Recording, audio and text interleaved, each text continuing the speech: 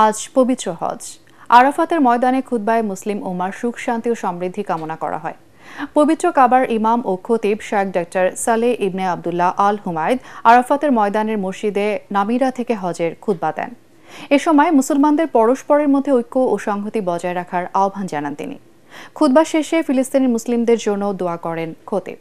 এর আগে ভোরে পবিত্র আরাফার ময়দানে জড়ো হন লাখো মুসল্লি। সৌদি আরব থেকে সাজিদুল ইসলামের পাঠানো তথ্যচিত্রে জাহিদুল আলমের প্রতিবেদন। হজের সবচেয়ে গুরুত্বপূর্ণ দিন আজ। ভোর হওয়ার সাথে সাথে বিশ্বের নানা প্রান্ত থেকে আসা লাখো মুসল্লি জড়ো হন পবিত্র আরাফাত ময়দানে। প্রার্থনা, তওবা, কুরআন তিলাওয়াত আর চোখের জলে আল্লাহর দরবারে অনুগ্রহ লাভের ফরিয়াদ জানান।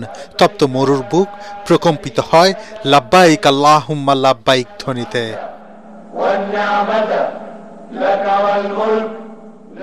স্থানীয় সময় 12:10 শুরু হয় হজের খুতবা। মসজিদে নামিরা থেকে হজের খুতবা দেন কাবার ইমাম ও খতিব শায়খ ডক্টর সালেহ ইবনে আবদুল্লাহ আল হুমায়দ। চিরস্থায়ী সুখ ও শান্তির স্থান জান্নাত লাভের একমাত্র উপায় আল্লাহর আনুগত্য প্রকাশ ও ভুলের জন্য ক্ষমা প্রার্থনা।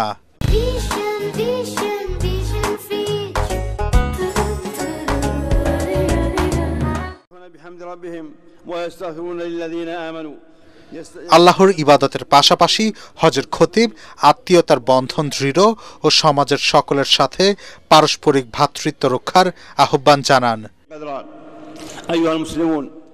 খুতবা শেষে ফিলিস্তিনের মুসলিমদের হেফাজত ও রহমত বর্ষণে মহান আল্লাহ পাকের উদ্দেশ্যে দোয়া ও ফরিয়াদ জানান শায়খ ডক্টর সালেহ ইবনে আবদুল্লাহ আল হুমায়দ।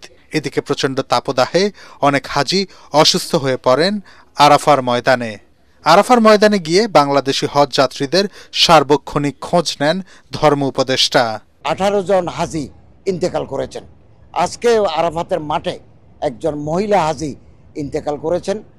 আমরা মেডিকেল ফ্যাসিলিটিস প্রোভাইড করেছি এবং এখনও আমাদের মেডিকেল টিম এর সদস্যরা এই ফ্যাসিলিটিস দিয়ে যাচ্ছেন।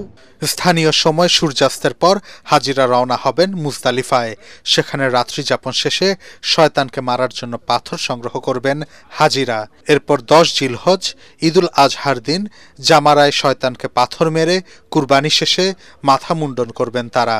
পরে কাবা শরীফ তাওয়াফ করবেন হাজিরা। জাহিদুল আলম, এটিএন বাংলা।